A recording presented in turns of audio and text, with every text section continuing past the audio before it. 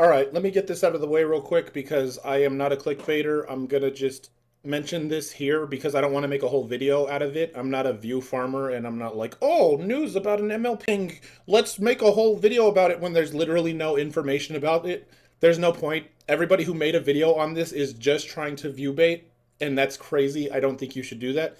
Anyways, according to this guy, his name is Jeff Snyder. What is it? Amazon and Hasbro are making a live action MLP movie. It's been pretty much spread around. Variety also said the same thing, but Variety said that it's barely in the planning stages and they don't even have a team yet and whatever, blah, blah, blah. And that's fine. We'll see what happens. We don't know. We don't have any information. We don't know anybody who's working on it. This is just nothing to go on except, oh, they're making a movie. Maybe it'll come out by 2030. Who knows? So that's all the information we have. We can't really say anything about it. Do I think it could work? I think anything can work after the Sonic movies. I don't think anybody prior to the Sonic movies would have said a live action video game or cartoon adaptation would work, but Sonic proved everybody wrong consistently. Like 3 times the Sonic movies are good. So could an MLP movie work? Yeah. Is it going to? Probably not. I don't think this movie will work, and I don't think they should do it, but we'll see. That's all that we can really go on. On to the video. Before I get into the list, I want to talk about a few things, and that has to do with characters like Rainbow Dash. In my opinion, Rainbow Dash is the most underrated singer in the entire show. If you look at her performances, she is really great when she's a big part of the song, and she's really, really great, more so in my opinion, when she's filling a part of a song. So when she's singing, for example, Find a Pet, or May the Best Pet Win. Find a Pet is the name of the song. When she's singing that with Fluttershy, her parts are really good. She's solid in those parts. But when you get to songs like At the Gala, and songs like Winter Wrap Up, and even songs like Shine Like Rainbows, Rainbow Dash's parts are really, really good. She has a very distinct voice, and the way she sings and the mannerisms in which she pronounces her words, they're really good. So I think Rainbow Dash is very underrated when it comes to good singers. Next up, I want to talk about 3 characters that deserve way, way, way more parts in singing specifically. Starting off with Cadenza, she has a brilliant voice that is perfect for carrying songs by herself or for being part of a song. And yet, if my memory serves me correctly, she only has 2 parts in songs, or 2 songs she sings in. One of them being This Day Aria, which she carries the entire song herself and is one of the best songs in the entire show. I don't think anybody would disagree with that. That's not true. I'm sure there are crazy people that would disagree with that, but This Day Aria is one of the best songs in the entire show. And she sings part of You'll Play Your Part. That is crazy to me because Cadence actually is in a considerable amount of episodes, if I recall correctly. I know she's in the one with Discord with the Cup of Water song. I know she's in the episode where Spike is covering for Twilight. Like, Cadenza is often in episodes, but for some reason they just only let her sing the 2 times, and that is a travesty. Next up is Autumn Blaze, and arguably we should have just gotten more of her, period, but she got a Karen Tail and the entire episode herself. But this song is so fun and well vocalized, sung well, just everything. It's another one of the best songs in the entire show, and sadly, this was all we got of the Kirans in general and Autumn herself. I mean, I guess we see her at the end, I think, when all of the pony forces come out, but we should have gotten more of this character, both singing and just in episodes. Finally, we have Coloratura. Yes, she got an entire episode dedicated to her, and that episode had 3 songs. But her entire shtick is she is a singer, and she was previously friends with one of the main 6 prior to this. They could have done so many more songs for her, and her voice is incredibly good. You have The Spectacle, which is a good poppy, weird Lady Gaga-ish sounding song. You've got Magic Inside, which is a beautiful piano-driven vocal song. And then you have Equestria, The Land I Love, which is another vocal, pretty much only song. And hearing her get to sing all of these different ways, it just made me want to hear more. I think Colorado's voice is so good, and they actually got a singer, that I actually checked out her singer in real life because it's that good. And the fact that we only got the 3 songs and she was self-contained to this episode, that really sucked. I'm going to do this list as objectively as I possibly can, and I think going that route, Fluttershy has to be number 5. This mostly stems from her part in Milli Vanilli and it being based around her being a really, really good singer. I mean, she is playing front lead vocals to Rarity, who is, we'll get to Rarity, but Fluttershy has always been a very, very, very good singer in the show. As early as So Many Wonders, which was season 1, and stuff like Find a Pet, where she was duoing with Dash. And even in Equestria Girls, she got So Much More to Me, which was a really good song as well. Fluttershy's singing is top of the line, I'd say top 5, but just barely squeaking in over some other characters.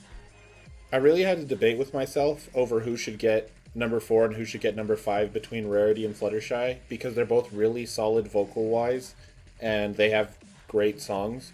But then I realized after researching a bit that Rarity is just realized way more. Obviously, Daniel Ingram saw something in her as well, because she gets a lot of songs. Not only that, but we also get the episode Philly Vanilli again, which is the singing episode with Rarity, and she is basically the leader of the Ponytones.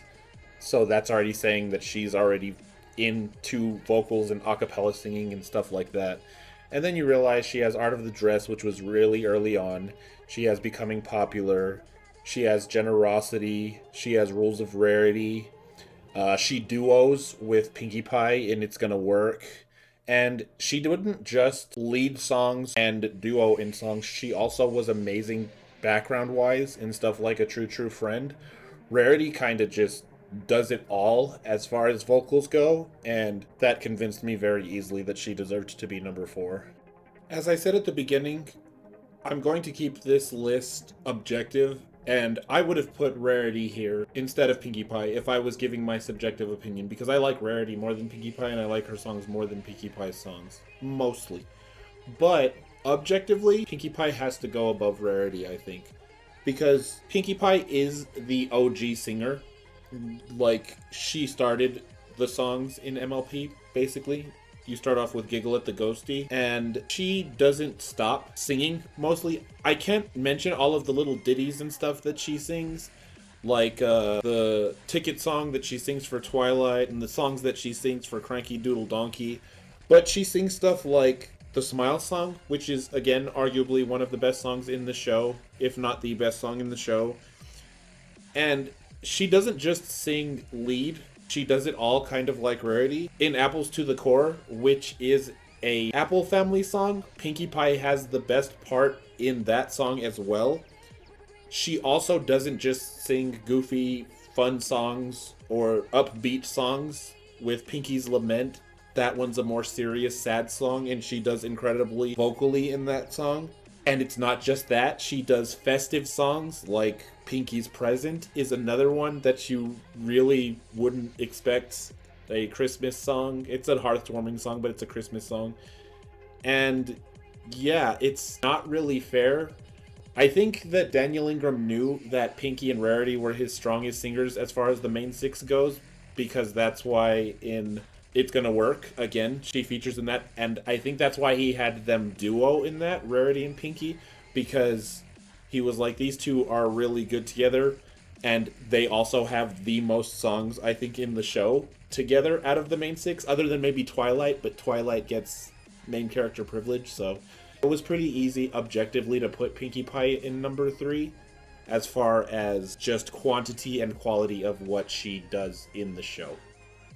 Number 2 and number 1 were even harder to figure out than 3 and 4, and number 2 ended up being Sunset. And I think that is a fine place for her. Sunset's vocals are great. From when she first starts in Welcome to the Show, and she's doing her part there, to her part in Shine Like Rainbows, to My Past Is Not Today, to Embrace the Magic, to Let It Rain. Sunset's vocals are incredible in all of her songs. I think the really funny thing here is that she has the same singing voice as Twilight in Equestria Girls, but it was just the different way that the singer sung her songs. I don't know. I don't care.